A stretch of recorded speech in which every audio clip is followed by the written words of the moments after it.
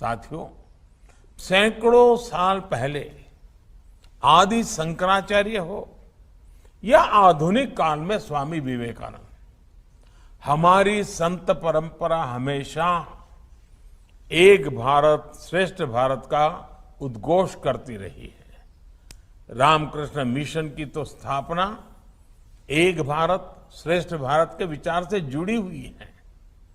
स्वामी विवेकानंद ने इसी संकल्प को मिशन के रूप में जिया था। उनका जन्म बंगाल में हुआ था, लेकिन आप देश के किसी भी हिस्से में जाइए, आपको ऐसा शायद ही कोई क्षेत्र मिला जहां विवेकानंद जी गए न हो या उनका प्रभाव न हो। उनकी यात्राओं ने गुलामी के उस दौर में देश को उसकी पुरातन राष्ट्रीय चेतना का एहसास करवाया, उसमें नया आत्मविश्वास फूंका। रामकृष्ण मिशन की इसी परंपरा को स्वामी आत्मस्थानंद जी ने अपने पूरे जीवन आगे बढ़ाया।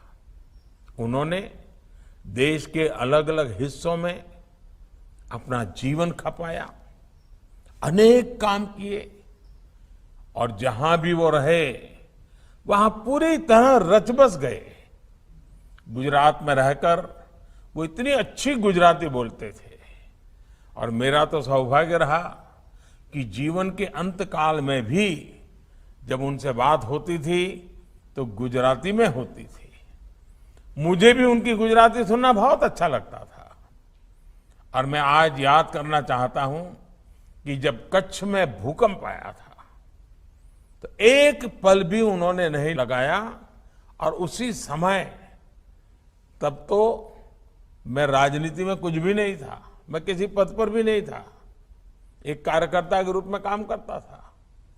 उस समय भी उन्होंने मेरे साथ सारी परिस्थिति की चिंता की, बातचीत की और रामकृष्ण मिशन कच्छ में क्या काम कर सकता है, और देखते ही देखते पूरे विस्तार से और पूरे समय उनके मार्गदर्शन में उस समय कच्छ में भूकंप पीड़ितों को राहत देने के लिए बहुत सारे काम चालू हो गए।